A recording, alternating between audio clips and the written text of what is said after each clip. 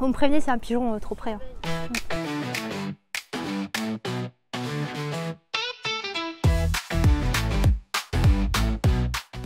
Ville au carré essaie de se caler un peu sur ses publics et sur ses sujets. Donc on a tenté un petit peu le format podcast qui collait très bien à un épisode.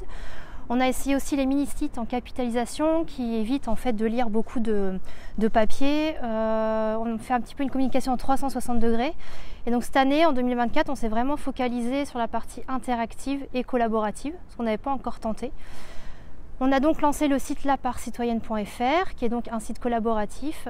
On invite toute personne intéressée en tout cas par les sujets des dynamiques citoyennes à participer, donc que ce soit en mettant des événements en ligne, des ressources.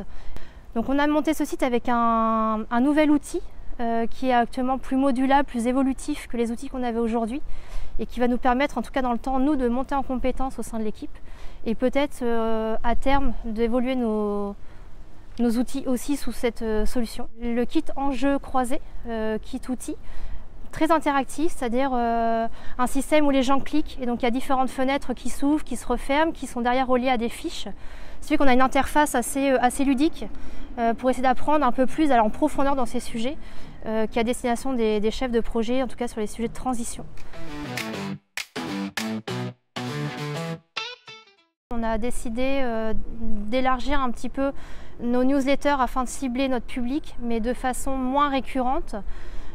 Histoire de retirer vraiment l'essence même et pertinente de cette information. Donc on a la nouvelle newsletter de la part citoyenne bimestrielle, la newsletter V2 qui avant était mensuelle et passe aussi en bimestriel.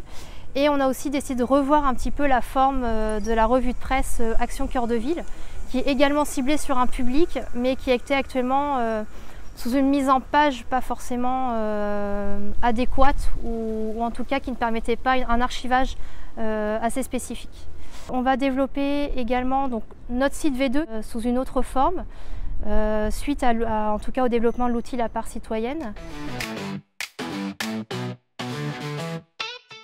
Et donc la nouveauté 2025, si vous voyez cette vidéo, c'est que vous l'avez entre les mains, le nouveau format de notre rapport d'activité qu'on a souhaité moins dense, plus visuel et plus attractif, pour rebondir en tout cas sur l'année 2024 et donc commencer l'année 2025 de façon très dynamique.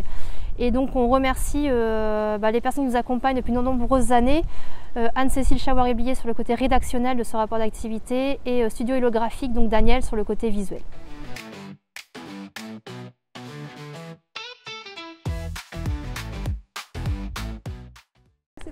T'es en x1? Oui. Okay.